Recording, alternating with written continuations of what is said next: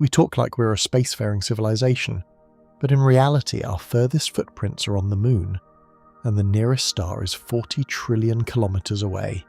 In this video, we're going to drag that gap into the open, step from orbit to the moon to Mars, the outer planets, the edge of the solar system, and then toward nearby stars, and at each step, ask the one question that actually matters. Where does human travel really end and why? When people say we go to space, they're usually talking about low Earth orbit.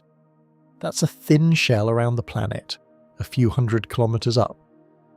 The International Space Station sits at about 400 kilometers altitude, roughly 250 miles.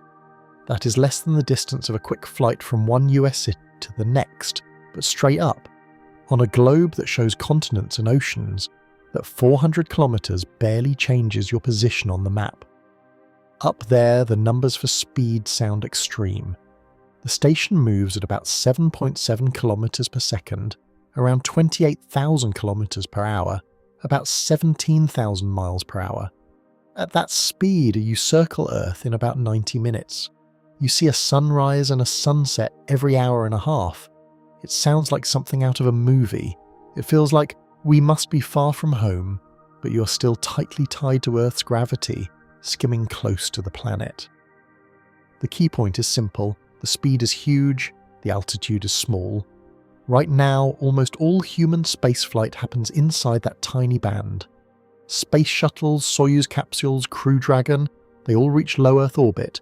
They stay a few hundred kilometers up, then they come back down. Technically, yes, that is space. In practical distance terms, it is just above the surface, not deep space, not even close. So the next question is, when did humans actually leave that neighborhood, and how far did they get? The answer sits in the Apollo era. The farthest any human has ever been from Earth was reached by the crew of Apollo 13, when their path carried them around the far side of the moon. At that point, they were about 400,000 kilometers from Earth, roughly 250,000 miles. That is still the human distance record, more than 50 years later. To make that distance easier to picture, scale Earth down to the size of a basketball. On that scale, the moon is a tennis ball sitting about 7 meters away, roughly 23 feet. Humans have never stood any farther than the far side of that tennis ball. You have not gone farther than the edge of a single large room, compared to the size of the solar system. Think about the moon trip in terms of everyday speed. If you got in a car, held a constant 100 kilometers per hour, about 60 miles per hour and never stopped, that 400,000 kilometer journey would take about 4,000 hours. That is over 5.5 months of non-stop driving, no breaks. The Apollo missions did it in about 3 days by reaching around 11 kilometers per second, roughly 40,000 kilometers per hour, about 25,000 miles per hour. That is how much velocity you need just to move from low Earth orbit out to the moon.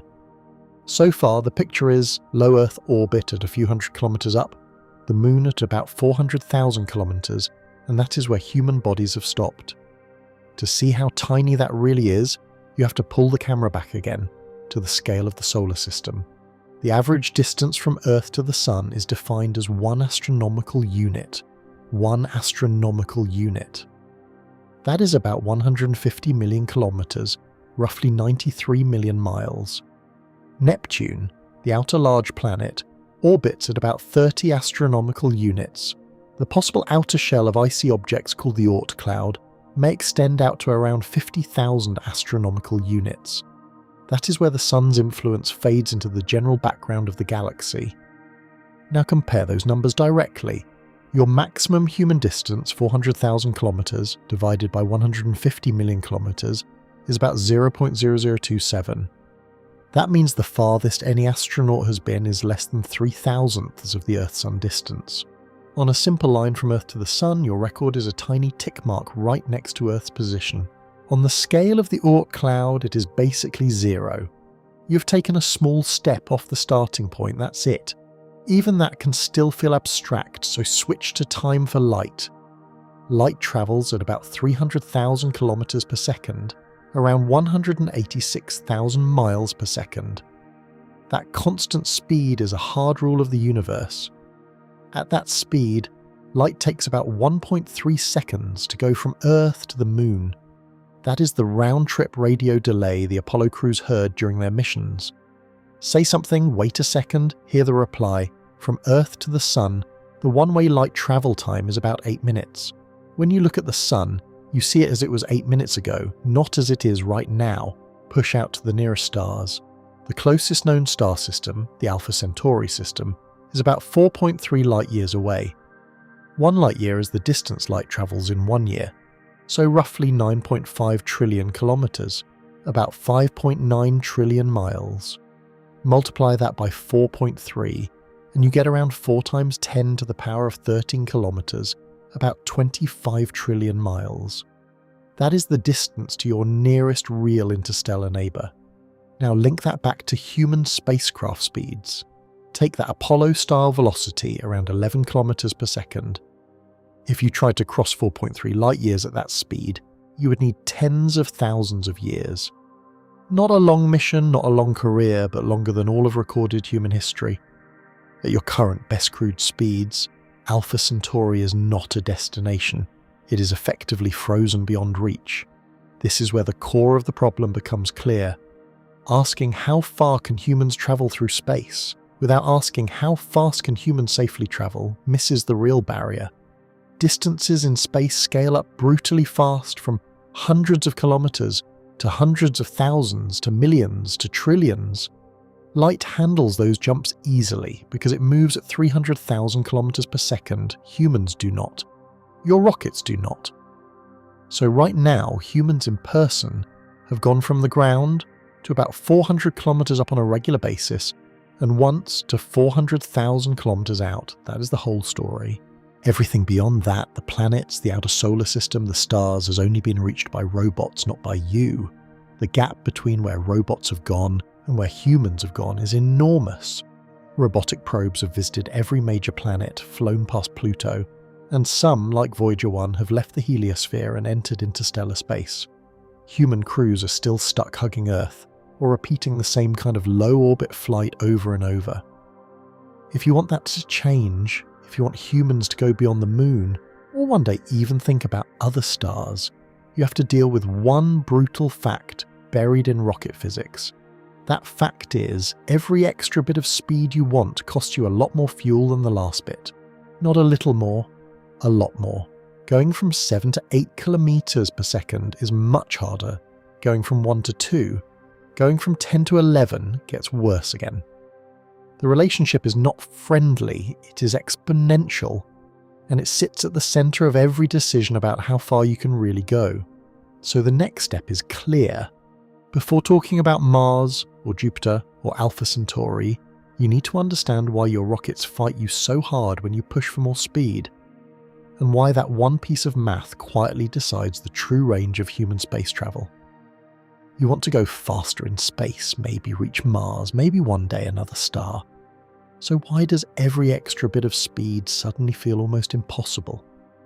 The answer sits in one ugly piece of rocket math that quietly controls everything, from a quick hop to orbit to any dream of interstellar travel. Rocket engineers don't actually talk first about distance, they talk about change in speed, called delta V. Delta V is the total speed you need to gain over a mission, to get from launch pad to orbit to deep space to landing. It includes all the burns, all the course changes, everything. If your rocket can't deliver enough delta V, you simply don't get there. That delta V mainly depends on two things. First, how fast your engine throws exhaust out the back, the exhaust velocity. Second, how much of your starting mass is propellant, compared to how much is left when the tanks are empty, the mass ratio. The key detail is brutal. The relationship isn't linear, it's logarithmic. That means each time you want a bit more delta V, you don't pay with a bit more fuel, you pay with a lot more fuel. Say your engine throws exhaust out at about 3 to 4.5 kilometers per second, which is normal for chemical rockets. If you want a decent delta V, you already need most of your rocket to be propellant, not payload. Then you say, okay, I want a little more speed, maybe another kilometer per second. The math responds, fine, then you need a much bigger jump in mass ratio. You end up stretching the tanks, stacking extra stages, cutting payload, just to squeeze out that extra bit of performance. Think of it like this. Each extra kilometre per second of delta V is more expensive than the last one. The first few are cheap, the later ones are brutally expensive. There's no way around it with normal rockets. That's why real launch vehicles look ridiculous. Giant fuel tanks with a tiny capsule on top, because the equation pushes you there. If you ever think, why not just add more speed? The answer is, because the fuel curve explodes. So what does this actually look like in hardware, not just in theory? Look at the rocket that took humans to the moon and compare it to the biggest machines you're building now. The Saturn V, the moon rocket from the Apollo era, was about 111 meters tall, around 364 feet, and weighed over 3,000 metric tons at liftoff, more than 6.5 million pounds. Out of that, more than 85% was just propellant. Fuel and oxidizer stacked in huge tanks, burned in a few minutes. All of that just to send something like 45 tons of payload toward the moon, roughly the mass of a loaded city bus. That giant 3-stage rocket delivered around 10 to 11 kilometers per second of delta V from the launch pad, enough to reach low Earth orbit, then push the spacecraft onto a path to the moon. The final useful part, the command and service module plus the lander, was a tiny fraction of the initial mass. The rocket equation forced that shape: tall, mostly fuel, tiny payload. Modern heavy-lift rockets are not magically different. Whether you look at government launchers or private ones, the pattern is the same. They might be reusable, they might be made of different materials, they might have higher engine efficiency, but in the end, most of the mass on the pad is still propellant. You still throw away or recover giant stages just to push a relatively small payload into space. You burn through a skyscraper's worth of fuel to put something the size of a bus or a small truck on its way. So you have this harsh math and these massive machines. But what does that translate to in terms of actual trips, actual destinations? How much delta V do you need for the missions you care about? Start from Earth's surface. To reach low Earth orbit, you need roughly 9.3 to 9.7 kilometers per second of delta V, when you include gravity losses and air drag. That is already near the limit of what a single chemical rocket stack can do, which is why launches are so huge and so tightly engineered. You are paying almost 10 kilometers per second just to get from the ground to that 400-kilometer shell where the ISS lives. From low Earth orbit to a typical Mars transfer orbit, you're looking at something like 5 to 7 kilometers per second more, depending on the exact trajectory and how you handle braking and capture at Mars. That means your total budget from launch pad to Mars orbit or surface ends up in the mid-teens in kilometers per second. If you want to land, take off again, and return home, you stack even more burns on top. If you want to go extreme and escape the solar system entirely from Earth's orbit, you need something like another 16 to 17 kilometers per second above what it took to reach orbit in the first place. That's not tap the throttle a bit. That's a totally new mission, with totally different staging and mass fractions. You can't just decide mid-flight, let's go interstellar instead. The delta V was either in your design from the start or it isn't there at all. This is why mission planners obsess over delta V budgets, the way accountants obsess over money. Every maneuver has a cost. Every extra maneuver means less payload, more fuel, or a bigger rocket. There is no free move, and as you push beyond simple orbits into deep space transfers, the budgets climb, and the rocket equation bites harder and harder. So that raises the next question. If chemical rockets are already struggling to give you enough delta V for Mars and beyond, do they have any chance at all of taking you to other stars? Chemical rockets are limited by the energy you get from chemical bonds. That locks their exhaust velocities into a range of a few kilometers per second, maybe up to around 4.5 kilometers per second for the very best designs. With smart staging, careful planning, and clever trajectories, you can push a spacecraft to heliocentric speeds of a few tens of kilometers per second, maybe more when you add gravity assists. But the raw chemical stage alone does not get you anywhere near a serious fraction of light speed. Take a generous number. Say you manage to send a probe out of the solar system at 20 kilometers per second relative to the Sun. That's already faster than any crewed spacecraft we've ever flown, and in the same range as some of our fastest robotic missions.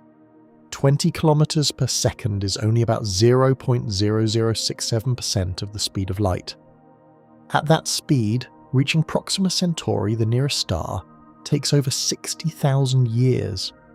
You can tweak tanks, engines, staging and materials, but you can't change the chemistry. The energy per kilogram of propellant just isn't high enough.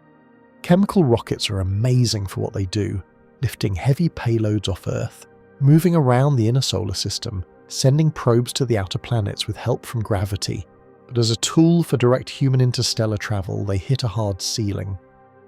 So you now have two layers of constraint: a harsh mathematical law that punishes every extra bit of speed with an exponential fuel bill, and a propulsion technology that tops out at a tiny fraction of light speed. That combination is exactly why your current human range is stuck near Earth, and why even Mars is a serious challenge, not a routine trip. The obvious next move is to ask, if rockets alone fight you this hard, is there any way to cheat? Can you steal speed from somewhere else instead of carrying all that energy in your fuel tanks from the start? You've seen how rockets punish you for every extra bit of speed, so here's the hard question. How do you ever reach the outer solar system without building rockets the size of cities and filling them almost completely with fuel? The trick is, you stop trying to carry all your speed in your tanks, and you start stealing it from the solar system itself. You can't change your spacecraft's mass ratio once it's built, but you can change its energy by using gravity in a clever way. This is what a gravity assist does. Picture your spacecraft heading toward a massive planet like Jupiter. The planet is not sitting still, it's racing around the sun at many kilometers per second. As you fall into its gravity well, you speed up relative to the planet, then you swing past it and climb back out. From the planet's own frame, you start fast, swing by, and leave still fast. But from the sun's frame, your path has been bent, and your speed relative to the sun can end up higher or lower than before. In simple terms, you trade a tiny bit of the planet's orbital momentum for your own. The planet loses an absolutely tiny amount of energy, so small it's basically impossible to notice. Your spacecraft, which is much lighter, gains a useful boost. You didn't burn extra fuel, you just aimed your trajectory correctly and let the planet's motion do some of the work for you. You can do the opposite too. Turn your path the other way, and you give energy back to the planet, slowing yourself down relative to the sun. That's useful when you want to drop inward or match orbits with something closer in. Either way, gravity assists are a way to cheat the rocket equation a bit, not by changing the math, but by changing what counts as your engine. Now, the whole moving solar system is part of your propulsion system. So if this trick is so powerful, what has it actually done for you in real missions, not just on paper? One of the clearest examples is Voyager 1. Launched in 1977, it did not just fire its engines in a straight line and hope for the best. It used a chain of gravity assists, first with Jupiter, then with Saturn. Each flyby bent its path and pumped up its speed relative to the sun. After all those moves, Voyager 1 ended up cruising at about 17 kilometers per second, around 61,000 kilometers per hour, roughly 38,000 miles per hour, away from the sun. Because of that speed, it has now travelled more than 20 billion kilometers from Earth, over 12 billion miles, and has crossed the heliopause, the boundary where the sun's solar wind gives way to the interstellar medium. It's not heading to a specific nearby star, but it has left the bubble of the heliosphere. That record is only possible because of careful use of gravity assists. Then there's the Parker Solar Probe, which pushed the idea in a different direction. Instead of speeding up outward, it used multiple gravity assists at Venus to drop its orbit closer and closer to the Sun. As it fell deeper into the Sun's gravity well, orbital mechanics cranked its speed up to extreme levels. At closest approach, Parker is moving at over 190 kilometers per second, about 700,000 kilometers per hour, around 430,000 miles per hour relative to the Sun. At that speed, crossing the distance between New York and Los Angeles would take on the order of 20 seconds. That is by far the fastest human-made object relative to the Sun, and again, it did not carry that energy in giant fuel tanks. It used gravity, orbital geometry, and a series of flybys to build speed over many years. This shows you the real power of stealing speed from planets and from the sun's gravity. You can hit velocities that would be almost impossible with the fuel alone. So how much does this really help with travel time when you're talking about actual missions around the solar system? The gains are big. Use simple, direct, no-assist trajectories with chemical rockets, and some missions would take decades. Add smart gravity assists, and you can shave huge chunks off that. A well-planned probe to Jupiter can get there in under 2 years. Missions to Saturn and beyond, like New Horizons going to Pluto, can be done in under 10 years of flight instead of multiple decades. This is why almost every serious deep space mission cheats in this way. Missions slingshot around Earth, Venus, Mars, Jupiter, sometimes multiple times to stack up energy changes. The result is, you reach your target faster, or you reach a more distant target at all, with a rocket that would otherwise be too weak. But there is a catch that already matters a lot for human travel. Gravity assists are geometry dependent. You only get the boost you want if the planet is in the right place at the right time and your spacecraft arrives on the right path. That means launch windows can be rare, maybe once every few years for a particular trajectory. It also means the actual path through space can be long and twisted, not the shortest straight line distance. For a robotic probe, waiting years for the perfect alignment, spending more years on a looping path is fine. Robots don't age, they don't get bored, they don't need food or air.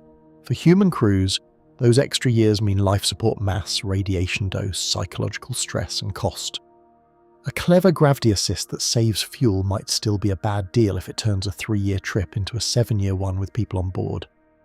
And even if you accept that, there is a deeper limit. No matter how smart your trajectory is, you are still playing inside the solar system's energy budget. You're only allowed to steal so much from the planets that orbit your sun. Jupiter orbits the sun at about 13 kilometers per second. That sets the scale for how much momentum is available to borrow per encounter. A perfectly planned series of flybys can give you a big push, yes, but you're never going to walk away with a speed that is anywhere close to a serious fraction of light speed, just from planetary assists. You also only have a few truly massive bodies to work with, mainly Jupiter and Saturn, and you quickly run out of practical combinations that give dramatically better results. That's the ceiling. Gravity assists are excellent for squeezing the most performance out of a chemical rocket when you're exploring the solar system. They can turn decade-long cruises into multi-year ones. They can let small rockets reach big targets, and they have already carried your probes to the edge of interstellar space. But they do not solve the interstellar problem. Even the best assist chains leave you crawling along at a few tens of kilometers per second, nowhere near the tens of thousands of kilometers per second you'd need for useful human trips to nearby stars. So now you're stuck with a harsh picture. Rockets alone hit a fuel wall. Gravity assists help, but only within the limits of the solar system's orbits. If you want humans to push farther, faster, and still stay alive, you need a different kind of engine, one that doesn't just burn harder, but uses energy much more efficiently than chemistry ever can. Here's the strange twist. The engines that might carry you the farthest in space feel almost useless if you stand next to them. They barely push. You could overpower them with your hand, and yet over time they can outperform the biggest chemical rockets you've ever built. Take ion engines. Instead of blasting out hot gas at high pressure like a normal rocket, they take a propellant gas, usually xenon, strip electrons off the atoms, and use electric fields to throw those charged atoms out the back at extreme speed. The thrust is tiny, on the order of millinewtons, literally less force than the weight of a sheet of paper. If you put an ion thruster on a bathroom scale, it would barely move the needle. So why bother? Because of exhaust velocity. Ion engines can spit out their exhaust at 30 to 50 kilometers per second, roughly 19,000 to 31,000 miles per second. That's 10 times what you get from the best chemical rocket. In the rocket equation, exhaust velocity is the lever that multiplies everything. Higher exhaust velocity means you squeeze much more delta V out of each kilogram of propellant. NASA's Dawn spacecraft is a clean example. It carried only a few hundred kilograms of xenon as fuel. Over years of steady, gentle thrusting, it changed its own velocity by more than 10 kilometers per second. That's like getting a big interplanetary maneuver out of a fuel load you could move with a forklift, not a skyscraper. This is exactly the kind of efficient propellant use you need when you're no longer willing or able to launch a tower of fuel every time you want to go somewhere new. But ion engines need electricity. So the next question is, where do you get that power when you're deep in space and there are no outlets? In the inner solar system, the answer is sunlight. Solar electric propulsion mounts large solar arrays, spreads them out like wings, and uses the power to run ion or Hall effect thrusters. Near Earth, where sunlight is strong, you can pull kilowatts from panels that fit on a single spacecraft bus. That's enough to keep those small engines running almost continuously for months or years, slowly but steadily lifting your orbit, reshaping your path, spiraling outward from Earth toward Mars, the asteroid belt, or beyond. As you move away from the sun, though, the physics turns against you again. Sunlight drops with the square of distance. By the time you're in the region of Jupiter and Saturn, solar panels the size of a house near Earth behave more like dim flashlights. Your thrust shrinks, your flight times blow up, and solar electric propulsion stops looking so attractive. That's where nuclear electric propulsion comes in. Replace vast solar arrays with a compact nuclear reactor, putting out kilowatts or even megawatts of power, and you can feed your electric engines no matter how dark it gets. The concept is simple. Reactor generates heat. A power system turns that heat into electricity. Electric thrusters use that electricity to throw ions out the back at high speed. The thrust is still small. You're not pulling multiple G like a launch rocket, but you never have to wait for sunlight or perfect planetary alignments. You just keep pushing, day after day, year after year. This kind of system changes the way you think about missions. Instead of big, impulsive burns and long coasting arcs, you get continuous, gentle acceleration. You can spiral from Earth orbit all the way to the outer planets on your own schedule, not just when gravity assists line up nicely. For robots, that's already a game changer. For humans, it's a hint of how you might one day move large ships around the whole solar system without throwing away half your mass every time. But electric engines are usually low thrust. What if you want something that still uses advanced physics, but feels more like a real rocket, with significant push and shorter trip times, especially for something like Mars? That's where nuclear thermal rockets show up. Instead of burning chemical fuel and oxidizer together, you carry hydrogen propellant and run it through a nuclear reactor core.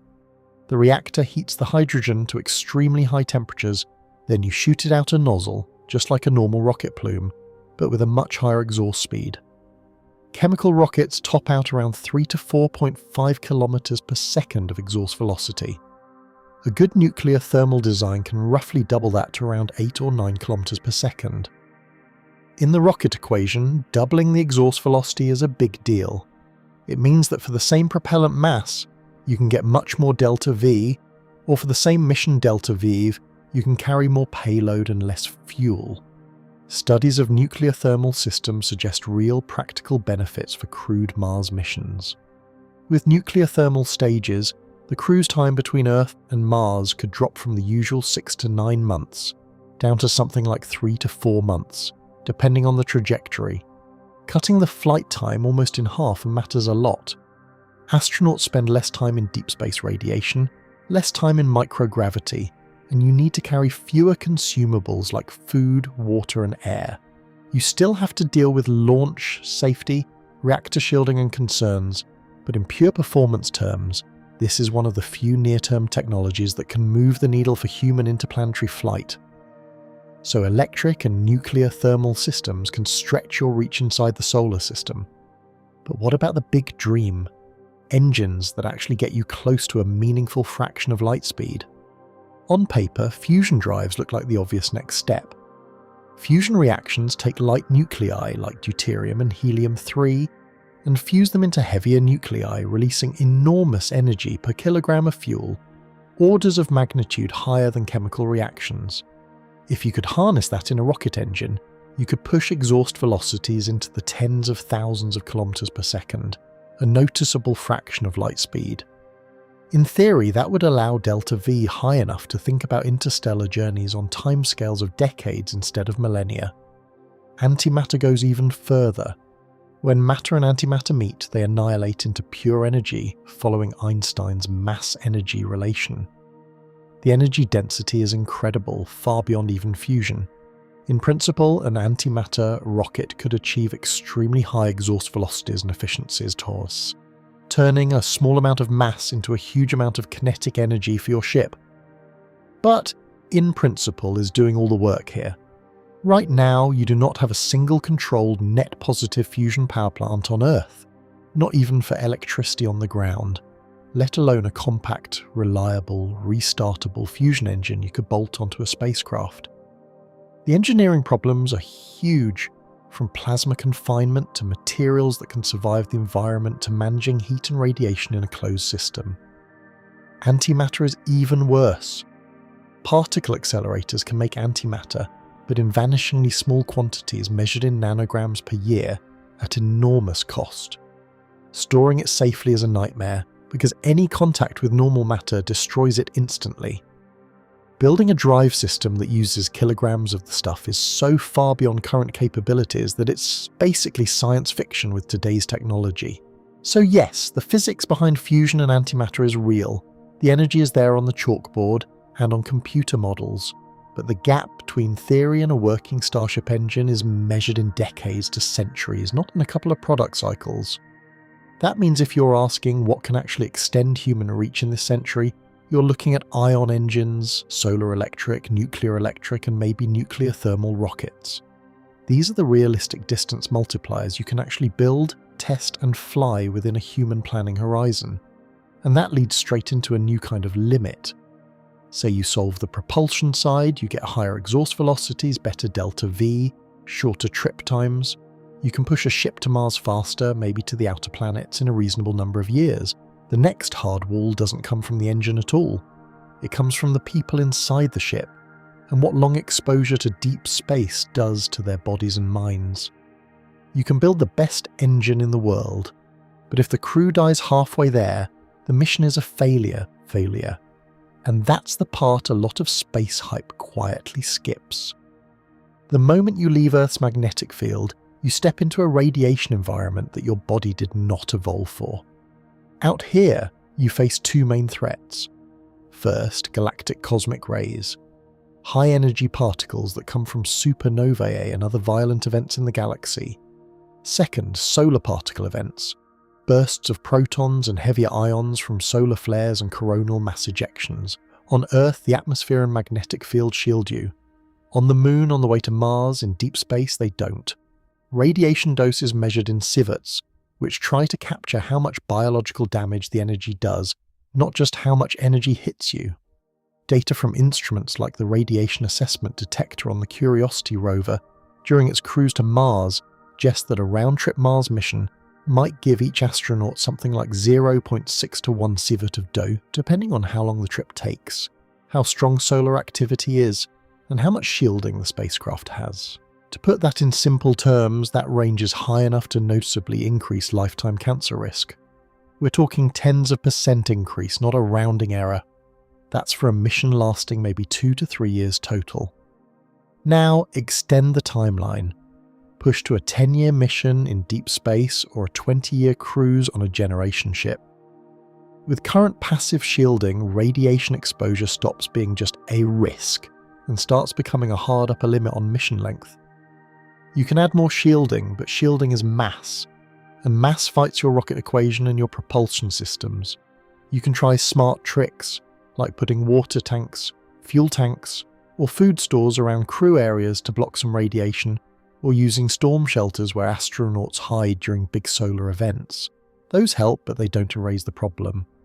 Galactic cosmic rays, in particular, are so energetic that they punch through matter, create secondary particles, and still reach your cells, till you have dramatically better shielding, active magnetic or electric deflection systems, or medical tech that can repair deep DNA damage.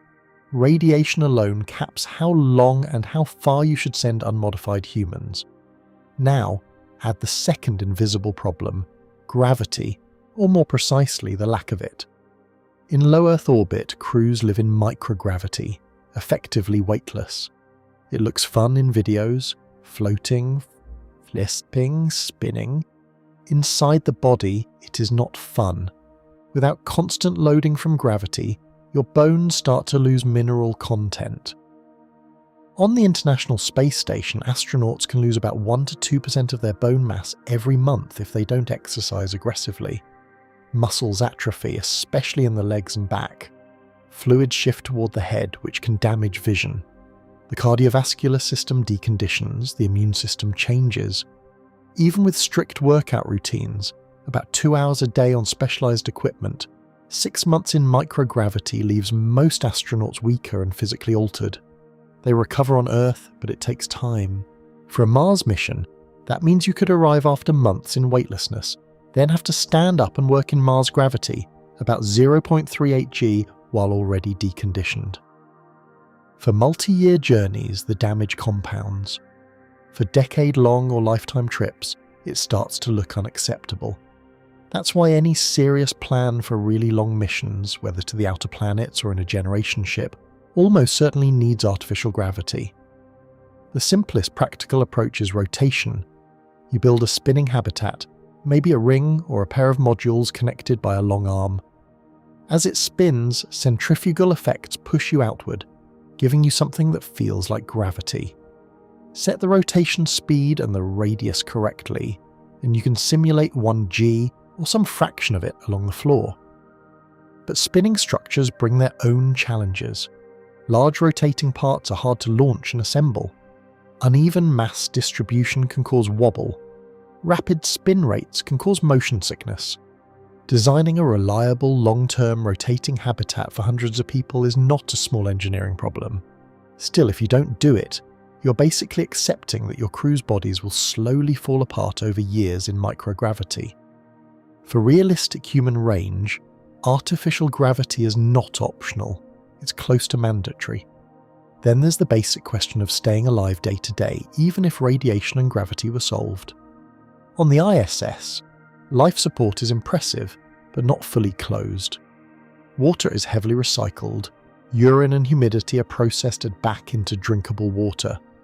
Some of the oxygen is recovered from exhaled carbon dioxide, but the station still needs regular cargo deliveries from Earth, bringing food, spare parts, and some consumables. It is not a self-contained system. Deep space missions do not get regular resupply. If you want to send a crew to Jupiter or beyond or out of the solar system entirely, you can't just ship up new water and food every few months. You need closed-loop life support, systems that will recycle almost everything. Water should be recovered at close to 100%. Oxygen needs to be continuously regenerated from carbon dioxide. Ideally, even food becomes part of the loop, using plants, algae, or microbial systems to turn waste back into edible biomass. People call these bioregenerative life support systems because they use living organisms to close the cycle. You're basically turning your spacecraft into a small, controlled ecosystem. We have done pieces of this in testbeds on Earth, like biosphere experiments and partial loops in orbit, but nothing at full scale for decades, with high reliability and no backup from Earth. Until you can trust such a system to run for 10, 20, 50 years without catastrophic failure, your practical range is capped by how many tons of supplies you can cram into the hull at launch. And even if you solve the physics, the shielding, the gravity, the air, the water, you still run into the hardest system of all, the human mind, especially when you put many humans together in a small sealed place. Long-duration missions, even in low Earth orbit, already show mood changes, sleep problems, stress and interpersonal friction. Crews are screened, trained, monitored, and still you see tension. That's in a station where you can look down at Earth, talk to mission control with only a small time delay, and know you can be home in hours if things truly go bad. Stretch that to a deep space ship months or years from Earth. Radio signals take minutes, then hours, just to go one way. You can't have a live back and forth conversation. The crew is on its own for real-time decisions. Small conflicts that would be bearable on the ISS can become deadly when there's no quick exit and no outside help.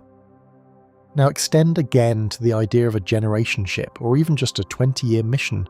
With a large crew, you're not just managing individuals, you're managing a whole tiny society. People will form relationships, have children, age, get sick, maybe die, all inside the same metal structure. You need privacy, you need rules, you need ways to handle crime, disagreement, mental illness, and simple boredom. Governance becomes a life support system of its own, just as critical as oxygen levels. Architecture matters too. If the ship feels like a cramped bunker, stress will build. If there's nowhere to be alone, nowhere to see anything but blank walls and the same faces, you're asking for breakdown. You need light cycles that simulate day and night, spaces for exercise and socializing, quiet zones, maybe even virtual reality to give people a sense of variety. None of this is optional extra comfort. Over decades, it's survival. So when you ask how far can humans travel, you can't just point at the power of a rocket or the cleverness of a trajectory. You have to ask a different set of questions. How long can bodies tolerate radiation and partial gravity? How long can minds tolerate confinement and isolation? How reliable can your life support and your social systems be before a single failure ends the entire mission? Because the next big step, the first real test beyond your local space driveway, is not just a little farther than the moon. It's Mars, a world far enough away that all these biological and psychological limits slam into you at once. And there, you find out if humans are actually built to be a spacefaring species, or if your range ends sooner than the physics would allow. Mars looks close in the sky, a red dot you can point at. So why does it act like a different world in every way that matters for travel? The raw distance swings a lot. At a good opposition, when Earth and Mars are on the same side of the Sun and lined up, the gap can shrink to around 55 million kilometers, about 34 million miles. When Mars is on the far side of the Sun, that gap can grow beyond 400 million kilometers, roughly 250 million miles. So there is no single distance to Mars, there's a moving target that slowly changes over a 2-year cycle. With today's chemical rockets and standard transfer orbits, the realistic one-way travel time is about 6 to 9 months. Go faster and you burn a lot more fuel. Go slower and you spend even longer in deep space radiation. There's no magic fast lane that keeps the fuel bill low and the dose low at the same time. You pick your compromise. Now add communication. At these distances, radio signals don't feel instant anymore. Light, and therefore radio, needs about 3 minutes to cross the gap at the closest approach, and up to about 22 minutes one way when Mars is far and off to the side. That means a round-trip conversation can take 6 to 44 minutes. You say something, you wait, you get an answer half an hour later. No real-time guidance, no live troubleshooting. For the first time in history, human crews will operate outside any kind of instant support from Earth. If something goes wrong, they deal with it alone, or they don't deal with it at all. So you have long distances, long flight times, and communication delays. The next problem is, what kind of push do you actually need to get there and stop there? From Earth's surface to low Earth orbit, you already paid something like 9.3 to 9.7 kilometers per second of total speed change. That's used up just getting off the planet and staying up. From low Earth orbit to a Mars transfer orbit, then slowing down to be captured by Mars, and finally getting to the surface, you stack on roughly another 5 to 7 kilometers per second of needed speed changes, depending on your exact route and how much you rely on aero braking versus engines. That's a huge total. It explains why every serious Mars architecture looks complicated. You see proposals for fuel depots in orbit, for in-space refueling, for separating cargo launches from crew launches, for building reusable tugs that stay in space. You can brute force a moon mission with a single giant rocket and a few stages. Mars doesn't respect that approach. Mars pushes you into building an actual transportation system with logistics, infrastructure, and planning more like an airline network than a one-off stunt. That raises the next issue. Suppose you pay that Delta Vul bill. What are you landing in? And is it even survivable? Mars gives you about 38% of Earth's gravity at the surface. Not 0, not 1G, but a strange in-between regime your body has never experienced long-term. It has an atmosphere, but only about 1% of Earth's sea level pressure on average. That's thin enough that you cannot breathe it, and you need pressure suits or habitats, but thick enough that when you arrive at interplanetary speeds, you get serious heating and aerodynamic forces. Temperatures are all over the place. Near the equator on a sunny day at noon, you might see around 20 degrees Celsius, about 68 degrees Fahrenheit, comfortable in human terms. That same location can drop to minus 70 degrees Celsius, about minus 94 degrees Fahrenheit at night, and much colder in winter or at higher latitudes. You need habitats that can handle that swing daily, plus dust, wind, and storms. The famous dust storms on Mars are real. Some are local and small, some grow and merge until they cover huge parts of the planet, sometimes almost the whole globe.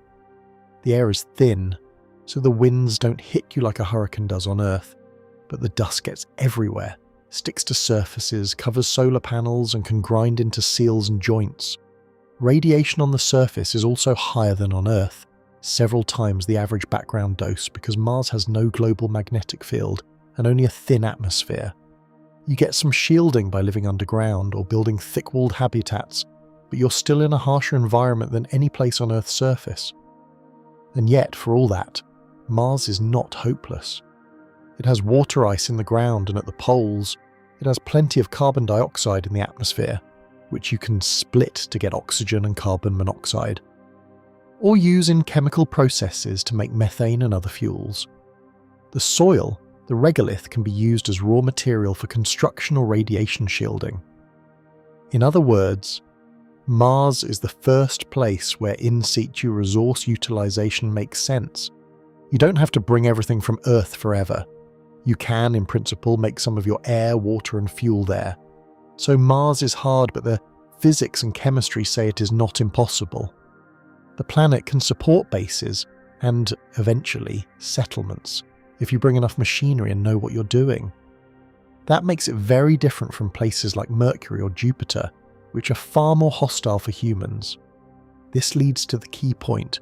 Why does Mars specifically define your near-term range? Mars sits in a sweet spot. It is close enough that you can reach it with current or near-future propulsion using chemical rockets, maybe helped by the electric or nuclear stages. You don't need fusion or antimatter just to get there. But it is far enough that every serious limit we've talked about hits you. Radiation, both during the cruise and on the surface. Microgravity on the way, then partial gravity when you land. Life support that has to last for years without resupply, or at least with very sparse resupply. Closed-loop systems that recycle water and air, maybe food.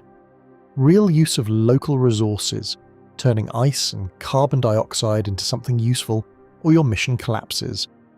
Psychological stress from a crew that is months away from home, with minutes of communication delay, and cannot come back quickly if there's a problem.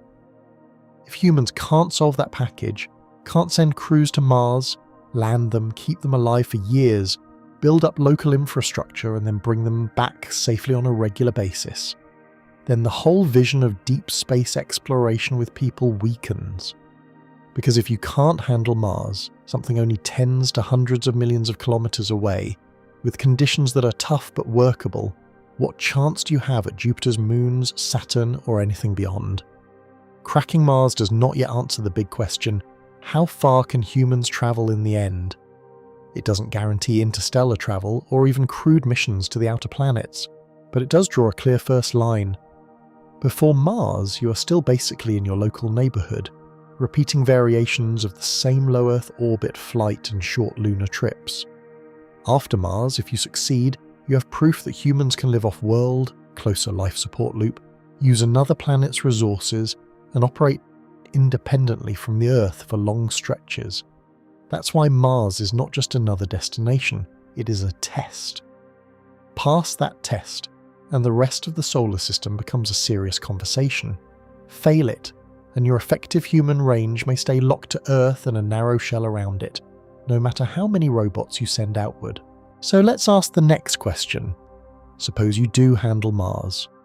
What happens when you push farther into the realm of the giant planets and their moons, where distances grow, radiation spikes, and travel times stretch into many years? Mars already stretches your systems to the limit, but the next step blows up every distance and timescale you're used to. Once you head for the giant planets, you stop thinking in months and start thinking in years just to reach the starting line. Jupiter orbits the Sun at about 5.2 astronomical units, roughly 780 million kilometers from the Sun, around 485 million miles. Saturn is out at about 9.5 astronomical units, Uranus around 19 astronomical units, Neptune near 30 astronomical units. From Earth's orbit at 1 astronomical unit, those numbers mean one thing for you: huge travel times. Using chemical rockets plus gravity assists, robotic missions usually need something like 3 to 7 years to get to Jupiter, and around a decade or more to reach Saturn. Uranus and Neptune are longer still, well over a decade. Often close to 2. That's for uncrewed probes that can tolerate long, cold coasts and don't care about boredom or bone loss. For humans, those same trajectories suddenly look brutal. A multi-year one-way trip just to arrive means years of radiation exposure, years in microgravity or partial gravity, years of life support running perfectly with no major failure. If you try to cut the travel time by using more energetic transfers, you pay with higher delta V and more propellant, or you need more advanced propulsion. Either way, the distances to Jupiter and beyond take long mission and quietly turn it into multi-year expedition, where turning back is almost never an option. So you've got this huge distance, but why do the giant planets themselves make everything even harder? Instead of just being big targets sitting there in space, the issue is gravity, and not in a friendly way. Jupiter is massive, more than 300 times Earth's mass. At the level of the cloud tops, its escape velocity is about 60 kilometers per second, roughly 135,000 miles per hour. That's the speed you'd need to leave Jupiter's gravity and never come back, starting at the top of its atmosphere. You're not diving that deep, but even just getting into orbit around Jupiter, or matching orbits with one of its moons, demands serious, precise braking. If you're flying a robotic probe, you can accept high-risk trajectories. You can drop into the Jovian system fast, fire engines hard, and if something fails, you lose hardware, not lives. With humans on board, casual let's just swing by and stop is off the table. To safely capture into orbit around a gas giant, or to break into orbit around a moon like Europa or Ganymede, you either burn a lot of propellant for big engine firings, or you rely on advanced propulsion like nuclear thermal stages that can give you higher performance per kilogram of fuel. And if you get those big burns wrong by even a small margin, you don't get a second chance. Too slow, and you fall deeper into the gravity well than planned, risking extreme heating or unstable orbits. Too fast, and you slingshot through the system and out into deep space with no realistic way to turn around. The energy levels near these worlds are high, and they don't forgive navigation mistakes easily. So why even bother going out there in person if the planets are dangerous and far away? Because the real prizes are not the gas balls themselves, but their moons, which turn out to be actual worlds worth visiting.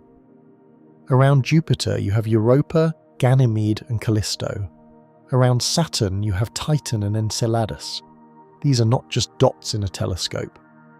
Europa likely has a global subsurface ocean under an ice shell, a huge volume of liquid water in contact with rock, a prime setup for possible life. Ganymede and Callisto may also have deep oceans. Titan has a thick atmosphere, with surface pressure about 1.5 times Earth's, and lakes and seas of liquid hydrocarbons, mainly methane and ethane, on its surface. Enceladus sprays plumes of water vapor and ice from cracks near its south pole, hinting at a subsurface ocean that vents into space. For human explorers, these moons start to look like the first truly alien environments where long-term research bases might be possible far beyond the inner solar system. You could picture buried habitats under Europa's ice, shielded from radiation, close to an ocean that might host microbial life. You could picture floating platforms or shoreline bases on Titan, using its thick atmosphere and low gravity, and tapping its abundant hydrocarbons for fuel and chemistry. Callisto and some of the outer moons, farther from Jupiter's intense radiation belts, might serve as staging grounds or refueling depots. But there's a huge catch. Getting to those places means surviving not just distance and gravity, but also some of the nastiest radiation zones in the solar system. Jupiter's magnetosphere traps charged particles and creates belts of radiation that can fry electronics and human tissue fast. Europa orbits deep inside that environment. Even with shielding, you're talking limited safe surface time or living deep underground. Titan, fortunately, is around Saturn, whose radiation environment is milder, but still more hostile than what you deal with near Earth. So the next question becomes, even if the physics doesn't forbid it, are you really going to send human crews that far out into that kind of environment anytime soon? Realistically, crewed missions to Jupiter or Saturn are not happening in the near decades. They sit at the far edge of what you might call ambitious but imaginable human spaceflight, not at the edge of what today's technology can do. The distances alone stretch every life support and reliability assumption you have. Resupply is almost impossible on normal timelines. Rescue missions, if anything fails, are basically not an option. Radiation near Jupiter pushes you toward very heavy shielding, underground bases, or strict time limits onto surface activity. To bring those missions into the realm of maybe, you need multiple technologies to mature together. You'd want nuclear thermal or nuclear electric propulsion to cut travel times and to reduce the mass penalty for fuel. You'd want spinning habitats or large rotating arms to give crews artificial gravity during the multi-year cruise, so they don't arrive as fragile patients. You'd need closed-loop life support you fully trust for 10 years or more, with redundancy and in-situ repair. On top of that, you need extreme radiation shielding, smart mission design to avoid the worst zones, and robust surface or subsurface habitats. If, and it's a big if, you can line all of that up, then the outer planet moons stop being pure fantasy and move into the category of hard but not blocked by physics. At that point, the practical range of human presence extends not just to Mars at 1.5 astronomical units, but out to tens of astronomical units, across the realm of the gas giants and their icy satellites. And once you've stretched that far, the next boundary stops being just distance. It becomes the actual edge of the sun's protective bubble, the place where space stops being the solar system and starts being the raw, exposed environment between stars, the zone where probes like Voyager are already travelling, but humans have never even come close. You've seen that Mars and the giant planets are far, but here's the uncomfortable part. Even they are still deep inside the sun's territory. The real edge of the solar system, the place where here starts to blend into the space between stars, is much farther out than most people realise. Start with the heliosphere. The sun is constantly throwing out a stream of charged particles, the solar wind. That wind blows outward in all directions, dragging the sun's magnetic field with it, and it carves out a kind of bubble in the thin gas between the stars. That bubble is the heliosphere. Inside it, the solar wind dominates. Outside it, the interstellar medium winds. Voyager 1, launched in 1977, has been heading outward for decades. In the direction it travelled, the boundary where the solar wind pressure finally dropped below the external pressure, the heliopause, sits at around 120 astronomical units. That's about 18 billion kilometres from the Sun, roughly 11 billion miles. Voyager crossed that boundary after about 35 years of flight. That moment, when it passed the heliopause, is what we now call its entry into interstellar space. Even there, it is still moving at only about 17 kilometers per second relative to the Sun, around 61,000 kilometers per hour, roughly 38,000 miles per hour. That's fast by any human standard, but against interstellar distances, it's nothing. 1 light year is about 9.5 trillion kilometers. At 17 kilometers per second, crossing a single light year would take on the order of 18,000 years. Voyager has left the heliosphere, yes, but in terms of reaching even the nearest stars, it has barely started. So if the heliosphere is the sun's wind bubble, What sits beyond it that still counts as part of the solar system in a gravitational sense? That's where the Oort cloud comes in. It's not something we've imaged directly. It's a theoretical structure inferred from the behaviour of long-period comets. Those comets drop in from extremely distant orbits, some taking millions of years to swing around the Sun once. The best explanation is a huge, roughly spherical shell of icy bodies, the Oort cloud, surrounding the Sun in all directions. Estimates vary, but a common ballpark is that the Oort cloud may stretch out to around 50,000 astronomical units, and possibly more. That's nearly 1 light year in radius. In other words, the Sun's gravitational neighbourhood, where it still loosely holds on to icy debris, might reach out almost a full light year before fading into the background pull of the galaxy. Now put some numbers on travel time. At Voyager 1's speed, about 17 kilometers per second, reaching 50,000 astronomical units would take over 1 million years.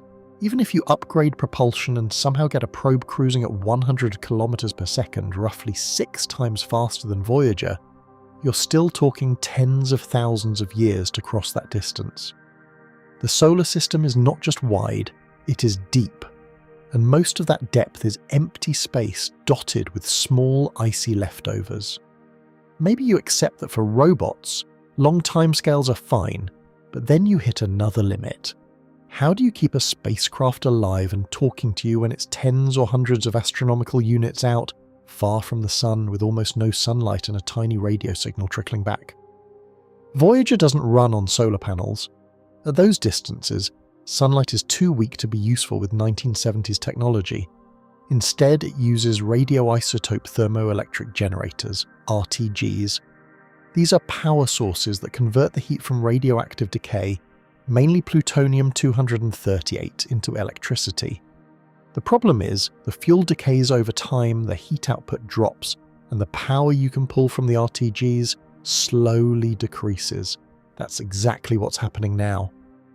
As Voyager's power budget shrinks, mission controllers have to turn off instruments, heaters, and eventually parts of the communication system to keep anything running at all.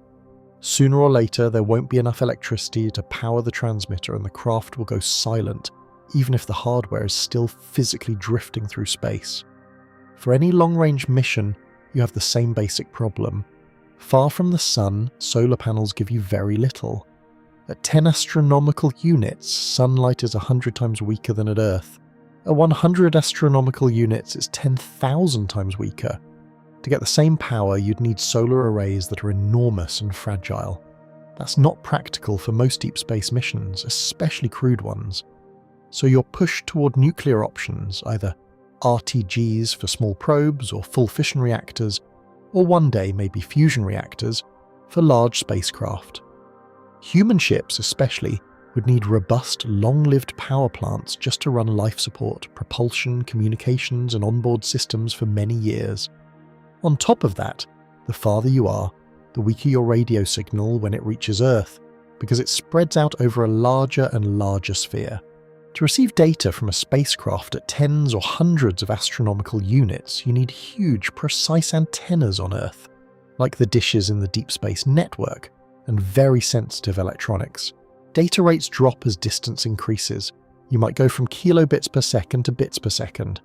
For humans, who need routine communication, software updates, medical advice, maybe even live video when closer in, that shrinking bandwidth hits hard. The further you go, the more your link back home feels like a thin, fragile thread. And yet, here's a key point most people miss. Even at 100 astronomical units, or 120 astronomical units, or 200 astronomical units, you haven't actually escaped the solar system in the gravitational sense. You're still in the Sun's domain. Out there, orbital mechanics still runs the show. The Sun's gravity still sets the dominant pull. You can think of your path as a very stretched out orbit or a slow escape trajectory. The background stars do not whirl dramatically around you. Their apparent positions shift only very slightly, a tiny parallax, even as you cross tens of billions of kilometers. In galactic terms, the entire heliosphere, everything out to the heliopause, is a tiny bubble around one star in a disk full of hundreds of billions of stars. So when you ask, how far can humans travel, one grounded answer is this. With technology that is at least imaginable based on what you have now, you can probably fill this whole bubble, the heliosphere, and maybe parts of the Oort cloud, with robotic probes. You could, over time, send instruments to sample different directions, measure the boundary conditions, study incoming comets, maybe even park a few long-lived outposts on the fringes. For crewed missions, the realistic limit in the medium term is much smaller, maybe out to a few astronomical units, then one day to the outer planets and their moons, if you solve the propulsion and life support problems. Actually, pushing humans out toward the heliopause, 100 astronomical units away, would be a brutal test of endurance and reliability, but it's not completely crazy in pure physics terms. Beyond that, sending humans into the deep stretches of the Oort cloud looks like a far-future generational project at best. The key shift is here, inside the heliosphere. You're still on home turf, under the sun's protection, both in gravity and in terms of some shielding from the raw interstellar environment. Once you step beyond that, past the heliopause, you're in space that belongs to no star in particular. That's where interstellar distances and interstellar problems become unavoidable. And that's where the question of how far stops being about the solar system at all, and starts being about the gulf between stars. You've pushed probes past the edge of the heliosphere, you've crossed 100 astronomical units, and it still doesn't even register compared to the distance to the nearest star. So how bad is that gap numerically? Start with the closest target you've actually got, Proxima Centauri. It's about 4.24 light-years away. 1 light-year is roughly 9.5 trillion kilometers, about 5.9 trillion miles. Multiply that by 4.24, and you get on the order of 4 times 10 to the power of 13 kilometers, around 25 trillion miles. Alpha Centauri A and B, the brighter companions in the same system, sit just a bit farther out, at about 4.3 light-years. To make that less abstract, take the distance from the Sun to Neptune, about 30 astronomical units, and squeeze it down so that 30 astronomical units equals 1 centimetre. On that scale, Proxima Centauri would still be more than a metre away, over 3 feet. In other words, even if you shrink the whole solar system to a tiny dot, the nearest star is still across the table. The space between stars is not a small gap between big objects, it's almost entirely gap. So with that distance on the table, what happens if you plug in the speeds you actually know how to reach? Look at 20 kilometers per second, about 72,000 kilometers per hour, roughly 45,000 miles per hour. That's already faster than any crewed spacecraft has ever gone relative to the Sun. If you could hold that speed in a straight line toward Proxima Centauri, never slowing, never turning, you'd arrive in something like 63,000 years. That's 10 times longer than all of recorded human history, pushed 10 times harder. Say you somehow get a ship to 200 kilometers per second, about 720,000 kilometers per hour, roughly 450,000 miles per hour, about 10 times faster than Voyager 1. Now your travel time drops by a factor of 10, but it's still about 6,300 years. That's not a mission, that's a civilization-scale project. No single crew, no single organisation lasts that long in any form you'd recognise. If you want interstellar travel to fit inside a human lifetime, even a long one, you need a totally different speed regime. For a one-way trip in, say, 50 years of travel time, ignoring acceleration and deceleration phases for a moment, you need something around 10% of light speed, about 0.1 c. That's about 30,000 kilometers per second, roughly 18,600 miles per second. Compare that to 20 kilometers per second, you're asking for around 1,000 times more speed than what your best crewed missions have achieved so far.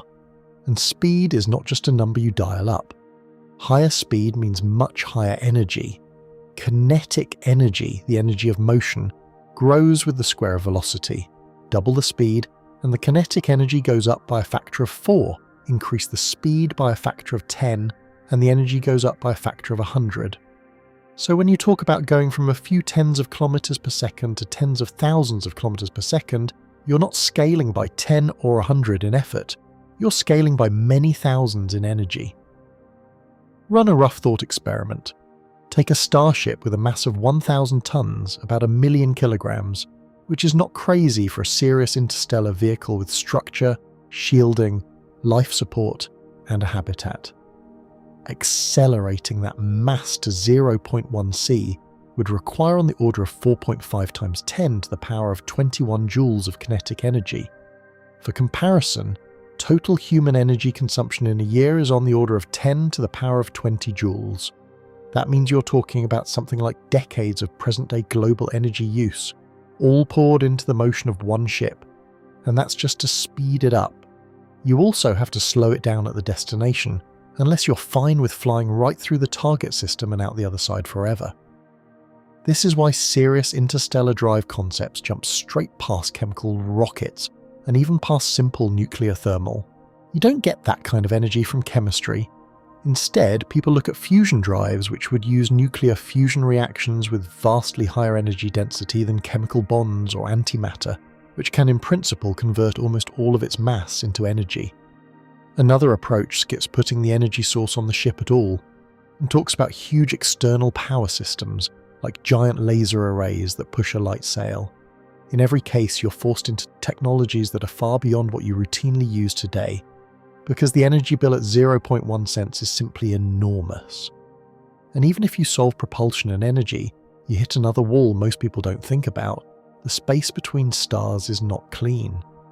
Interstellar space is often described as a vacuum, but it isn't perfect. There are gas atoms, typically a few per cubic centimetre, and dust grains, from tiny particles up to larger fragments.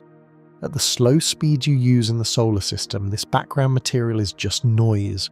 At 0.1 c, it becomes a threat. When you slam into a dust grain at 30,000 kilometers per second, it behaves like a microscopic high-velocity bullet. Every collision transfers a lot of energy into a very small area of your ship's surface. Over time, a steady stream of these impacts will erode and damage any exposed structure. Sensitive instruments, radiators, windows, even parts of the hull can be chipped away. Larger grains could cause serious local damage in a single hit. So an interstellar ship at relativistic or near-relativistic speeds needs serious shielding. That probably means thick layers of material at the front of the ship, maybe ice or metal, that act as sacrificial armour.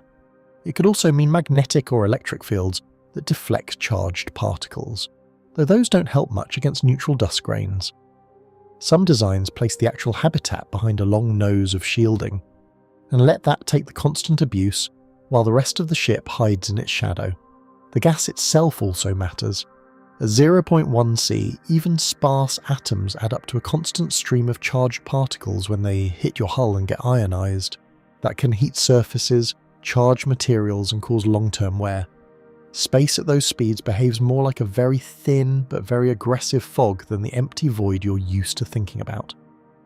So when you zoom out from the edge of the heliosphere and look at the gap to the nearest star, you're not just facing one problem, you're facing three at once, an enormous distance that demands thousands of times more speed than you've ever given a crew, an energy bill that rivals or exceeds your entire global usage for decades, and an environment where the empty space in between acts like sandblasting fluid against any ship moving fast enough to make the trip worthwhile.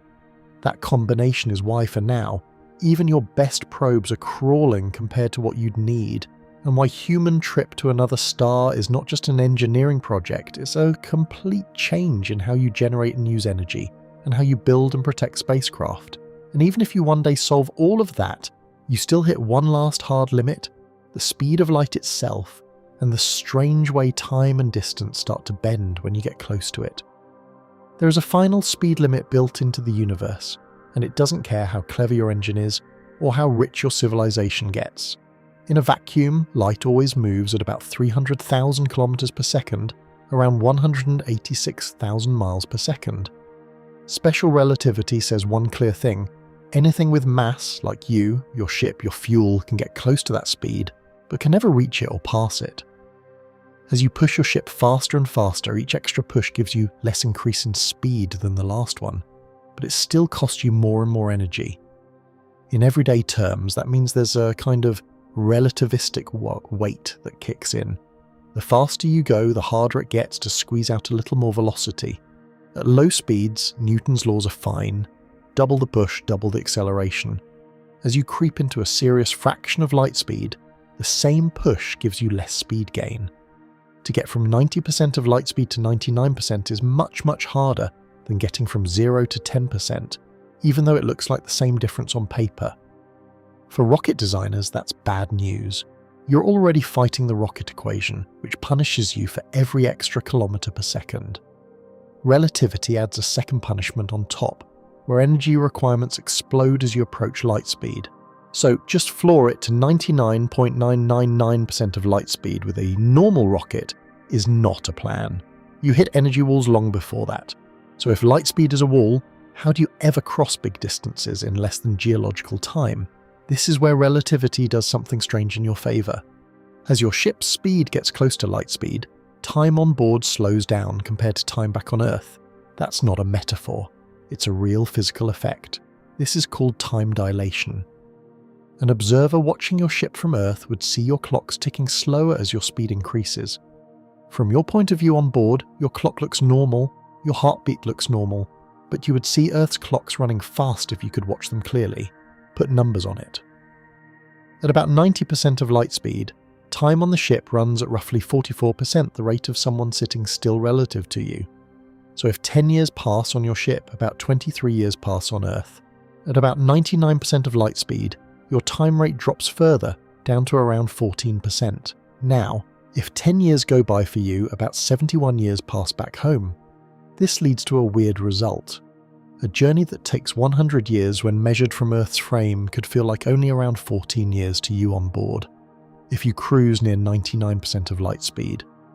From your perspective, distances in the direction of travel also effectively shrink. The space you have to cross seems shorter.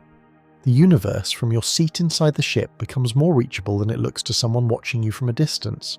So relativity gives with one hand even as it takes with the other. You can't hit or exceed light speed, but as you get close, your own experience of time stretches out in a way that makes big trips feel shorter. Now push this to an extreme case and see how far you could go if you really abuse these effects. The Milky Way is about 100,000 light-years across. From Earth's rest frame, nothing can go from one side to the other in less than 100,000 years because nothing can outrun light. That sounds like a hard no on ever crossing the galaxy in any useful way. But look at it from the ship's frame. Suppose you have a drive system strong and efficient enough to accelerate at about 1g for a long time, roughly Earth gravity, so it feels like standing on the ground while you speed up. You accelerate at 1g for half the trip, flip around, and decelerate at 1g for the second half, so you can stop at the destination instead of blasting past it. As long as your speed stays low, the trip looks normal. But once you get close to light speed, relativistic time dilation becomes huge. From the galaxy's point of view, you're taking at least tens of thousands of years to cross really big distances. From your point of view, inside the ship, your own time is running slowly relative to the outside. That means you could, in principle, cover tens of thousands of light years in what feels like a single human lifetime on board, while maybe hundreds of thousands or millions of years pass in the outside universe. Physics does not forbid this, as long as your ship never hits or exceeds light speed. The limit is not the equations, it's the engineering. You'd need propulsion that can deliver continuous 1g acceleration for years. You'd need shielding that can survive interstellar dust at those speeds. You'd need power systems and life support that can run for decades without failure. None of that exists for you right now. But the point is, the laws of relativity, instead of just blocking you, also quietly offer this path where the subjective range of a traveller can be massive, even if the objective time and distance are huge. That leads to a hard trade you can't dodge. Relativistic travel can let you go far in your own lifetime, but it does it by cutting you loose in time. If you leave Earth on a high-speed relativistic voyage, travel out for what feels like 20 years, and then come back, you don't return to the world you left. Depending on your speed, maybe 100 years passed on Earth while 20 passed for you, or maybe 1,000 years or more. People you knew are gone. Nations, languages, technology, maybe even species have changed. You have effectively jumped into the future. That's the psychological and cultural cost built into high-speed interstellar travel. It can shrink your personal travel time, but it stretches the time gap between you and everyone who stayed home. For the people who launch you, you become a message in a bottle thrown into the deep future. For you, Earth becomes something you remember, not something you can realistically go back to in any recognizable form. So relativity doesn't just tell you can't go faster than light. It also says, if you go close to light speed, you will pay with your connection to your original timeline. That changes what range means. Your physical range, in terms of where your body can go, might reach across the galaxy in principle. Your emotional and cultural range, the part that cares about home, family, current events, starts to break as soon as time dilation gets strong. And if that cost feels too high, if you decide not to chase extreme speeds, you're pushed toward a different solution for interstellar travel. Not outrun the distances, but outlast them. Accept slow speeds and build ships that carry whole generations through the dark instead of one crew sprinting to the finish. If you decide not to chase extreme near-light speeds, but you still want to cross interstellar distances, you're left with one option that feels simple in concept and brutal in practice. You stop trying to fit the trip inside one human lifetime. That's the core of a generation ship.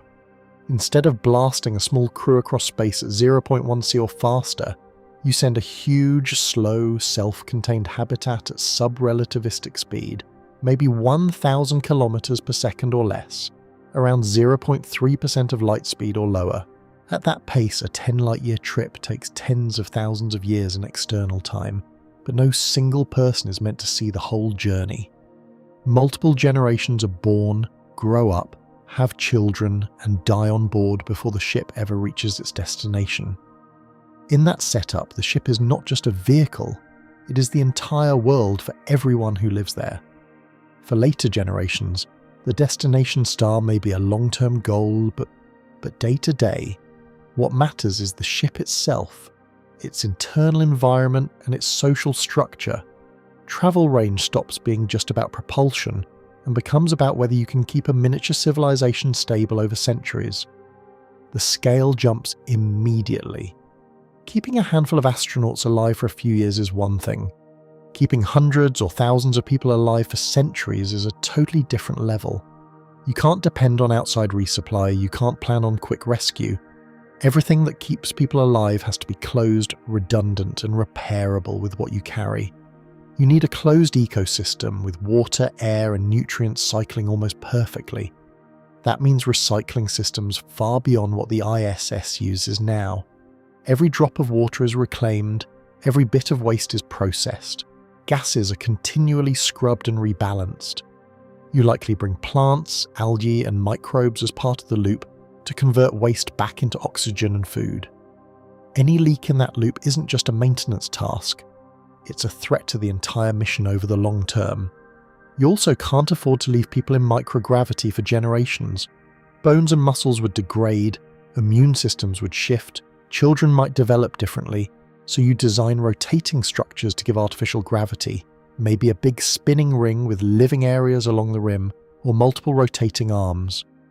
To feel something like Earth gravity, you need a certain combination of radius and spin rate. That pushes you towards structures that are kilometers across, not a few meters. Building, spinning, and stabilizing something that large in space is a huge engineering job. All the support systems, power, propulsion, radiators, life support, manufacturing, communication, have to be robust and fixable. You're not just building to last 5 or 10 years, you're designing for hundreds of years, maybe more. That almost certainly means the ship's total mass climbs into the millions of tons. Now link that back to propulsion. Earlier, accelerating just 1,000 tons to interstellar speeds already demanded energy on the scale of many years of current human energy use. A million-ton ship is 3 orders of magnitude heavier. You might cruise slower than 0.1 C to save energy, but the basic message is the same. Every meter per second costs an enormous amount when your ship is that big. Even if you solve the physical side, closed ecosystems, artificial gravity, huge structures, power and propulsion, you still have the hardest part left, keeping the society inside the hull stable and focused for as long as the mission runs. On a generation ship, propulsion gets you moving, but sociology keeps you going. The original crew may leave with a clear plan and shared values, but their children and grandchildren never saw Earth, never chose the mission, and have no direct emotional connection to people back home. You have to design education system, culture and governance so that the 3rd or 10th generation still cares about maintaining the ship and reaching a target they will never see themselves. Mutiny isn't just a dramatic story angle here, it's a failure mode. If a later generation decides the destination doesn't matter, they might divert the ship, shut down non-essential systems, or stop maintaining critical infrastructure. A slow drift into apathy could be just as deadly if basic repairs stop getting done, if technical knowledge is lost, if training standards slide. Ideological shifts could create groups that oppose certain parts of the mission, or control who gets access to crucial resources. Technological decline is another risk.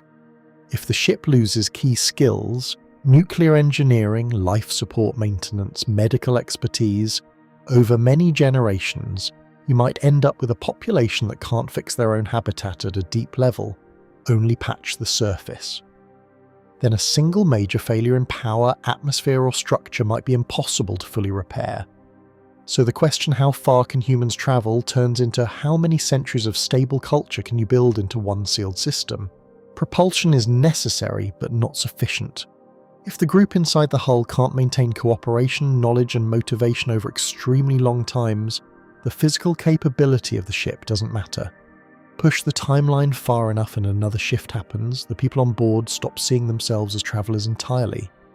After a few hundred years, with only slow, faint radio messages from distant stars, the link to Earth becomes abstract. Signals from home arrive delayed by decades, then centuries, and may stop completely if the sender civilization changes or collapses. At that point, the community on the ship is effectively its own civilization. Their world is the metal shell and its rotating habitats, not the star they're moving toward. Kids grow up being told that the walls around them are all they have, that the outside is lethal vacuum, that sunlight and planets are distant ideas. The original mission brief becomes a kind of origin story filtered through retellings. Over time, the ship might be treated more like a permanent world than a temporary vehicle. The idea of arriving anywhere could feel remote or even irrelevant to daily life. In that kind of scenario, the practical range of a generation ship is not set by physics first, it's set by cultural stability.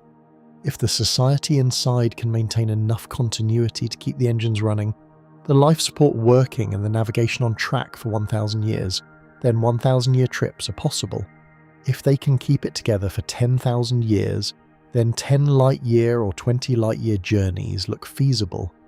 In principle, if the civilization inside the hull doesn't fall apart, there's no fundamental reason they couldn't cross hundreds or even thousands of light years at slow speeds, but that's a very big if. You're betting not just on metal and fuel, but on psychology, sociology, education and governance, surviving longer than any current nation or culture has ever lasted. That's a harder guarantee to make than hitting a certain delta V number. So you end up with two paths to the stars: go fast, push toward relativistic speeds, and accept that you leave your own time behind, or go slow, build entire worlds as ships, and accept that the mission becomes a rolling civilization with its own risks. Both routes are extreme, which is why many interstellar concepts try to find a middle ground, engines and propulsion systems that are powerful enough to cut star trip times down to decades or centuries instead of millennia, without needing full relativistic effects or multi-thousand-year social experiments. That's where ideas like light sails and fusion drives step in, and where the question shifts from "is it physically possible?" to "how close can we get with real engineering?" You've seen that normal rockets and even nuclear thermal drives struggle badly with star distances, so the next question is, can you change the rules enough to cut those trip times from tens of thousands of years down to centuries or less, without touching science fiction shortcuts? One way is to stop carrying all your energy on the ship and push it from the outside instead. That's the idea behind light sails. A light sail is a big, thin, reflective sheet. Photons, particles of light, bounce off it and transfer momentum. Each photon push is tiny, but if you have an enormous number of photons hitting a very lightweight sail, the force adds up. Sunlight alone can do this a bit, but the real game changer is using focused laser beams. Projects like Breakthrough Starshots sketch out a very aggressive version. The idea is to build a huge laser array on or near Earth, with power on the order of gigawatts, and aim it at an ultralight sail attached to a tiny probe, maybe only a few grams in mass. With the right design, that laser could push the sail and probe up to about 20% of light speed, around 60,000 kilometers per second, roughly 37,000 miles per second in a matter of minutes. At that speed, a probe could reach Alpha Centauri in around 20 years of travel time. That's not a human mission, it's small robotic hardware, no life support, no shielding for people. But it uses real physics, not imaginary warp drives. The engineering is extreme, controlling a massive laser array, keeping the beam on a tiny target over long distances, building sails thin and strong enough, but nothing in known physics blocks it. Scaling this to human ships is where everything explodes. A crewed vehicle is not a few grams, it's at least thousands of tons. To push that with light, you'd either need a sail so enormous it's hard to even picture deploying it, or a laser array so powerful it rivals the output of entire planets' worth of energy infrastructure. The numbers get ugly fast. But the concept itself does not break. In principle, a civilization with enough power and engineering could build beamed energy systems that push large ships to high fractions of light speed without them carrying all their propellant and energy on board. If external lasers feel too fragile or risky, you can go the other way and make the ship carry a more extreme energy source. That's where fusion pulse propulsion comes in. Fusion pulse concepts are an evolution of old nuclear pulse ideas. Instead of dropping fission bombs behind a heavy pusher plate and riding the shockwaves, you imagine using smaller fusion devices. Each fusion pulse goes off behind the ship, forces slam into a reinforced plate or magnetic field structure, and the whole ship gets a kick forward. You repeat this thousands or millions of times, turning discrete blasts into an overall continuous push. With the right materials and shock absorbers, and with fusion devices that are efficient and repeatable, you could in principle reach speeds of a few percent of light speed, maybe 0.02 c to 0.05 c, something like 6,000 to 15,000 kilometers per second, around 3,700 to 9,300 miles per second. At, say, 3% of light speed, Proxima Centauri is roughly a 140-year trip one way. That's too long for a single crew in normal human terms, but it fits inside the lifespan of a generation ship, or inside a chain of frozen or suspended animation travelers, if that ever becomes practical. Above that level, you get to full fusion rockets, which try to use controlled, continuous fusion inside engines, not discrete pulses. Projects like Daedalus and Icarus were designed studies along these lines.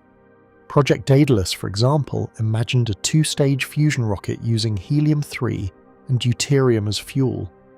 The fuel would be burned in a fusion engine that throws hot plasma out the back at enormous speeds, giving very high exhaust velocity and high thrust. The planned ship mass was in the tens of thousands of tons, including a huge fuel load, and the design target speed was around 10% of light speed, 0.1 c, about 30,000 kilometers per second, roughly 18,600 miles per second.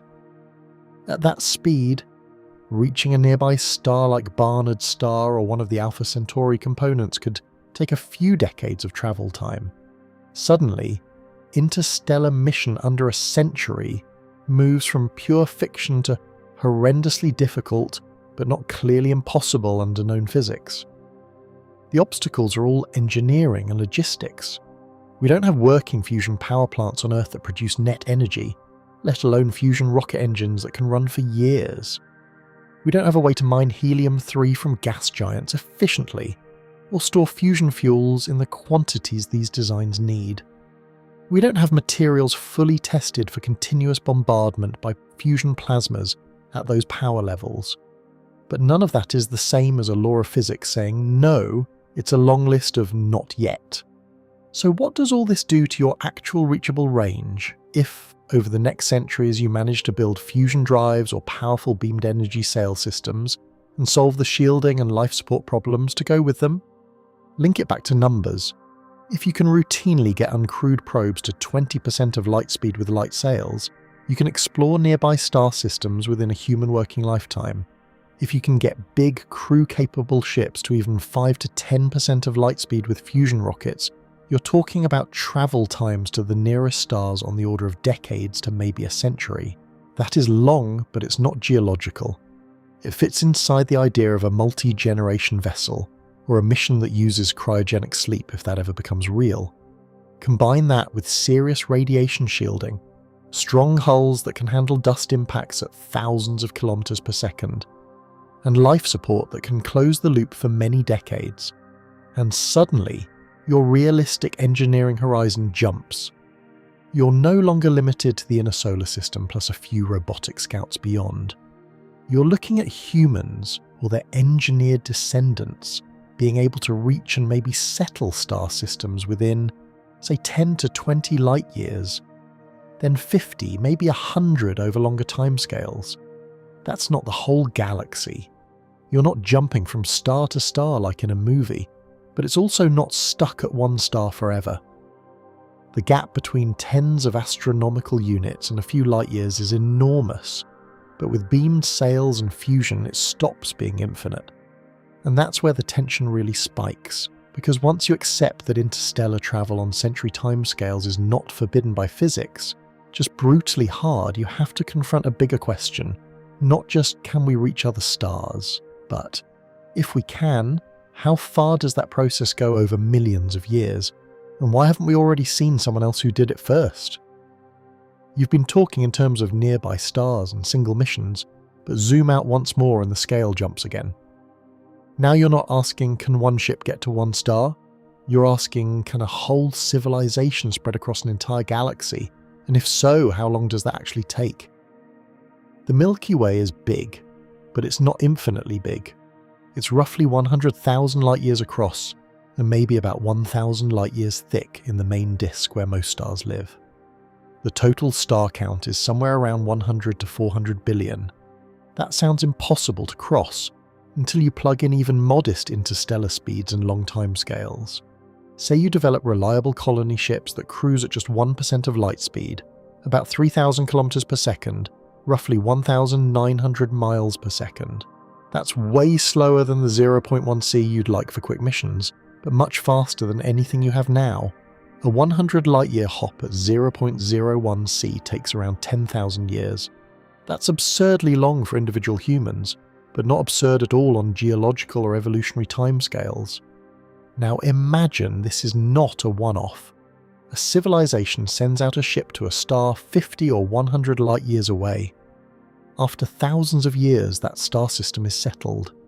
Given time, that colony builds up its own industry, its own energy sources, and starts launching its own ships outward.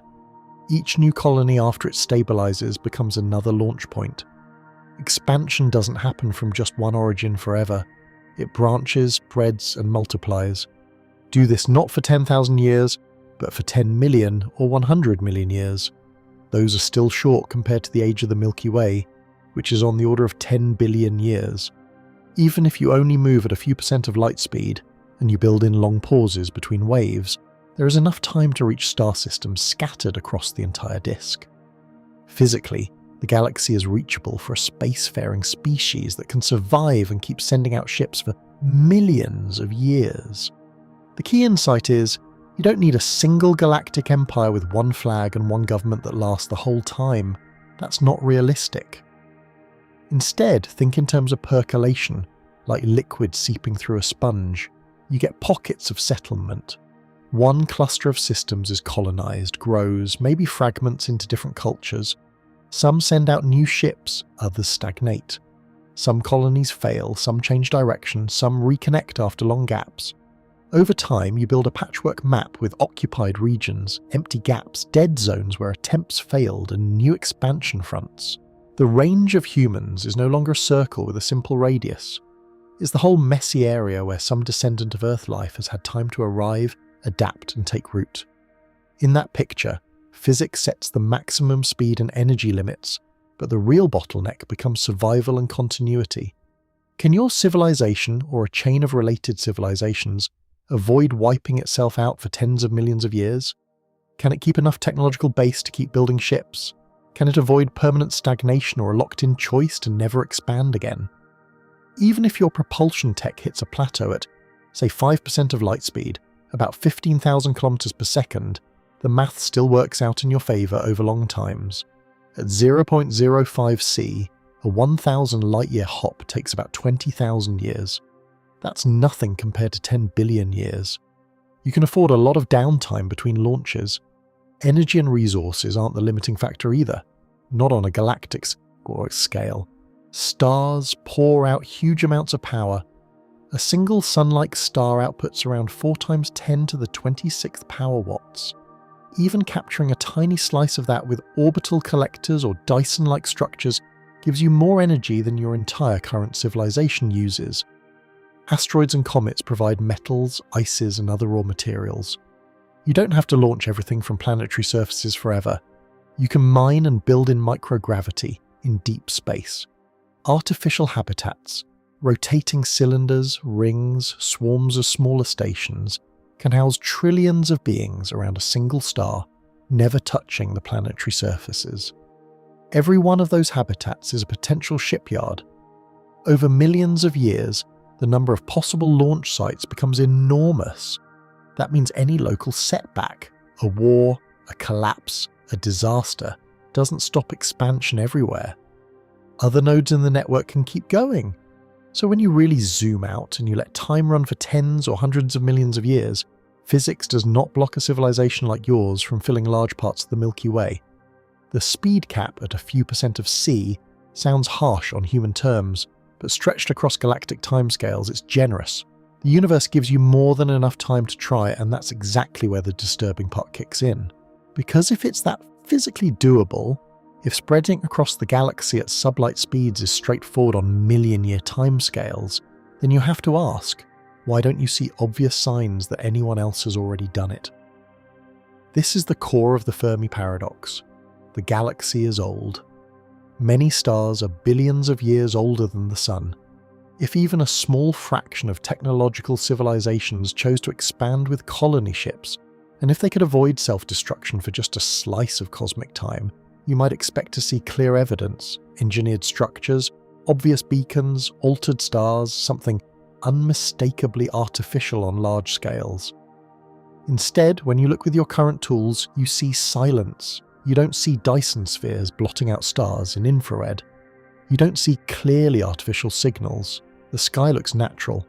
That suggests one of two things. Either galaxy-spanning expansion is much harder than the simple physics argument makes it look, for reasons you don't yet understand, or most civilizations do not survive or do not choose to expand in that way. So now how far can humans travel stops being just a technological question and starts becoming a survival question.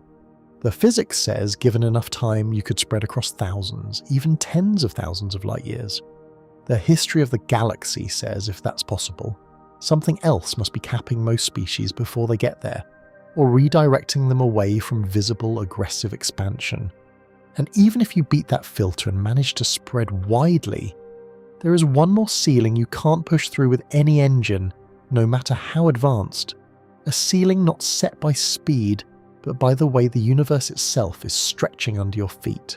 Right now, you've been thinking about distance like it's just empty space you can cross if you go fast enough, but on the larger scales, the road itself is moving, and that motion sets a hard limit you can never beat. On cosmic scales, space itself is expanding. Galaxies outside our local group, outside the Milky Way, Andromeda, and a few small neighbours are all moving away from us, not because they're flying through space like rockets, but because the fabric of space between us and them is stretching. The farther a galaxy is, the faster it recedes. At distances of around 14 billion light-years in today's coordinates, the recessional speed of galaxies starts to get close to the speed of light. Keep going farther, and the effective recessional speed goes past light speed. That doesn't break relativity, because it's space expanding, not objects moving through space faster than light. But it does mean there's a cutoff, a distance beyond which anything that sends out light right now will never have that light reach us, no matter how long the universe lasts. So you already have one limit that's not about your engines at all, it's about the rate at which the universe itself grows. This leads to a key distinction that's easy to mix up, what you can see versus what you can ever reach. The observable universe is defined by how far light has had time to travel since the Big Bang. Because the universe has been expanding the whole time, that distance is larger than the age of the universe in years. Right now, the radius of the observable universe is roughly 46 billion light-years. That's how far the most distant light we can currently detect has been stretched and carried by expanding space before it reached us. But that's not the same as the region you can ever interact with. For that, you care about the event horizon, the boundary in space such that anything beyond it can never affect you, not even if you wait forever. Because cosmic expansion is accelerating, driven by what we call dark energy. There are galaxies whose distance from us is increasing so fast that their light, emitted now, will never catch up. The radius of this reachable zone is much smaller than 46 billion light-years. Exact numbers depend on details of cosmology, but the key point is simple. There are parts of the universe you can see today, because their light left them long ago when they were closer, that you can never visit, never send a signal to, never receive a reply from starting now. Even if you build rockets that can cruise arbitrarily close to the speed of light, as long as they never exceed it, there are regions already beyond permanent causal contact. So expansion doesn't just blur the edges of your map, it draws a hard line between in principle reachable and forever out of reach, even in an infinite future. To see how brutal that is, push it to an extreme with a thought experiment. Give yourself the best starship you can imagine that still respects relativity. Say it can cruise at 99.999% of light speed, with perfect shielding, perfect engines, and fuel that never runs out. You'd think that means no galaxy is off limits, right? Wrong. Remember, as you aim toward a very distant galaxy, space between you and it is stretching. Some galaxies are receding from us so quickly that even if you fly toward them at just under light speed, the total distance between you and them in the expanding frame still grows faster than you close it. During the time you're trying to shrink the gap, the universe is stretching the whole distance out faster. They slip over the event horizon, and you never catch up. A good way to think of it is like swimming in a river where the current gets stronger the farther out you go. Close to shore, you can swim upstream. Farther out, the current matches your maximum swimming speed. Beyond that point, no matter how hard you swim, you get dragged downstream. In cosmology, that current is cosmic expansion. Your ship's speed is capped below light.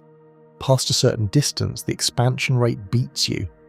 That region of space is not just hard to reach, it is fundamentally unreachable. That's the absolute outer cap on how far in a physical sense. You're not limited just by engineering or even just by the light speed rule, but by the way dark energy drives the growth of space itself. And it gets tighter over time. As dark energy continues to dominate, the expansion doesn't slow down, it accelerates. More and more galaxies cross over your event horizon and drop out of causal contact forever. Their light fades, stretches into longer wavelengths, and eventually becomes impossible to detect. From your point of view, they simply vanish. Project that far into the future. Not millions of years, not billions, but trillions. Long after normal stars like the Sun have burned through most of their fuel, galaxy groups and clusters will have merged under gravity into larger single structures. The Milky Way and Andromeda are already on course to collide and merge billions of years from now, forming a single super galaxy. Dark energy will keep pushing everything else away faster and faster. In that ultra-long future, any civilization that still exists and is anchored to this merged Milky Way Andromeda system will look out and see almost nothing beyond it. All other galaxies will have passed beyond the event horizon. No light from them will ever arrive. To those distant observers, the universe will appear to contain just one huge galaxy in an otherwise empty dark space. So your cosmic playground is strange. Right now, in this era, you live at a time when the universe is full of visible galaxies, when the sky is rich with targets. The physically reachable region is large and the visible region is even larger. But as time goes on, the reachable region in practice shrinks in terms of accessible external galaxies, and the visible universe, for any civilization that waits too long, looks emptier and emptier. That means there is a double urgency buried in the question, how far can humans travel? On one side, your own biology, technology, and social stability set limits on how far you can realistically send people and machines into the next few thousand or million years. On the other side, the universe itself is quietly closing doors over much longer timescales, pushing distant galaxies beyond any possible contact. So when you finally pull all of this together, rocket limits, gravity tricks, advanced engines, biology, psychology, galactic timescales, and cosmic expansion, you can start to answer the real version of the question, not just how far could we go in theory, but how far are we actually likely to go on the timelines that matter to us? So after all these limits and numbers, where does that actually leave you right now in terms of how far humans can honestly go? Start small with timescales you can actually feel. In the next 0 to 200 years, the near term, your playground is the inner solar system. With the tools you already understand, chemical rockets, better electric propulsion, maybe early nuclear thermal stages, you can realistically widen the human bubble from low Earth orbit to a few astronomical units. Permanent human presence on the moon is the low-hanging fruit. You know how to get there, you know how to land, and the delta V bill is manageable. Over the coming decades, it's reasonable to expect permanent or semi-permanent bases on the lunar surface, using local regolith for building, maybe mining water ice in shadowed craters, using it for air, water, and even fuel. Mars is harder, but still sits firmly inside this near-term window. With current or next-generation heavy rockets, plus in-situ resource use, turning Martian CO2 and water ice into methane and oxygen, you can send crews, land them, support them for years, and bring them back. Full-time large cities on Mars in 100 years might be optimistic, but rotating crews and then multi-year settlements are plausible if you take radiation, life support, and logistics seriously. In the same period, you can send human expeditions to near-Earth asteroids and the moons of Mars, Phobos, and Deimos. Those missions add useful steps, testing longer duration flight, partial gravity, and resource extraction. Day to day, your routine human range might be Earth orbit, cislunar space, the Moon, and eventually Mars orbit and surface. Out to a few astronomical units, robots, powered by solar or nuclear systems, go much farther. To the asteroid belt, to Jupiter, to Saturn, scouting and doing the heavy lifting. That's the first layer. A human bubble a few astronomical units wide, within a couple of centuries. Now stretch the timeline to something you'll never personally see, but your species might. 200 to 10,000 years, the medium term. If humanity survives its own problems and keeps advancing technology, the picture changes from a few bases to a full solar system economy. By then, nuclear thermal and nuclear electric propulsion could be mature. Fusion-adjacent technologies and powerful beamed energy systems, even if not full Starship grade, may be common for moving cargo and large habitats.